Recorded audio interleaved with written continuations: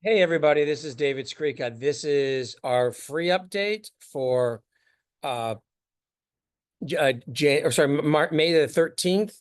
So we're going to look at bonds today. What's interesting is the bond market is acting extremely poorly. No one is talking about it. Everyone is focused on the tariff news and the um uh uh the stock market. But what's interesting is uh we can see this is the TLT here, and we can see this move here. Look how terribly bonds are acting. And remember, this was like the Liberation Day or whatever it was. Look how bad bonds have done then this. And remember, the first part of this was when the market really sold off and bonds sold off as well. So we didn't see this move where bonds rally and the market sells off. No, in the past when bonds have say rallied bonds have fallen and the markets rallied, it hasn't mattered because interest rates were very low, especially in the last 20 years. So we're going to look at a 20-year chart of the TLT, and we can see this. Stocks had really nice rallies in 2013, a really nice rally in 2009, really nice rally in 2020, 2021. But these interest rates were very low back then. We're going to go look at the TNX, so the actual yields.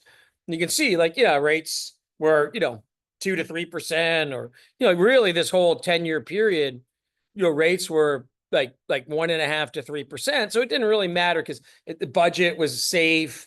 Those interest rates, it didn't really matter. Like people could still borrow cheaply. But now we have rates at 450. And I think it's a big difference because number one, the government debt is 36 trillion. We're already now north of 1 trillion in interest payments, making interest payments now a larger part of the budget than defense spending. So that's something that people really have to look out for. And so I think this is a real thing. And what can often happen in these kind of scenarios where interest rates lead is rates can go up for a while and the stock market ignores it.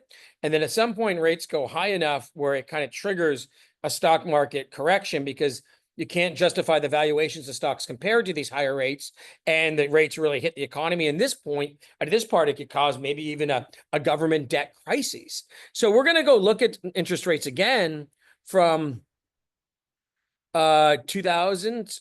We're going to go look at first in 1987. So we're going to look at 1986 to the end of 1987, and you'll see the same thing during that kind of 1987 boom and bust. Was that this is the interest rate 10 years, and you can see they went from like 7%, around 7 to 7.5%, all through 86 and 87, and the market blew off. But when they hit about 9-10%, that just became too much for the market, and again, they were too high compared to what the valuations of stocks were back then, and also that was going to really slow down the economy at that point. Obviously borrowing costs going up 300 basis points. I think this is the last time too, if I'm correct. Let's just quickly look at it. We'll go to 1995. Yeah, that was the last time interest rates went north of 10%. It was right before the 1987 crash. And if we go look at the S&P, we're going to see that. And then I'm going to show you another interest rate chart that's just very interesting. And you see the S&P again went higher, ignore rates going up, and then finally in August, September into October of that year, it cracked it. So we're going to go look at 2000 and what happened in 2000. We'll start in 1999 and we'll go to the end of 2000. And what we'll see is the S&P, it went up. And of course, if you go look at the NASDAQ, let's go look at the NASDAQ because that's where the real bubble was. Everything was going up and up and up. But interest rates, again, were moving higher. And we can see here, the 10-year bond went from 550 to almost 7%. And I even remember at the time when the market volatility kind of started that spring, people were even saying, like, look, the problem now with these valuations in the market, which at that time were all-time highs, it was, at 7%, it's tough to justify the valuations on the stock market. The S&P is yielding only like 1.5%. You have all these tech stocks that make no money. They're going through the roof. And bonds look attractive. And also, it's just hard to justify the valuations of stocks. And of course, from there, we'll see what happened. The NASDAQ fell, you can see in the next year, like from the top here to the end of 2020, fell 50% in price. So and it ended up falling almost 80% in price. So again, the interest rate just got too high for the market. So that's something to me, let's watch right now.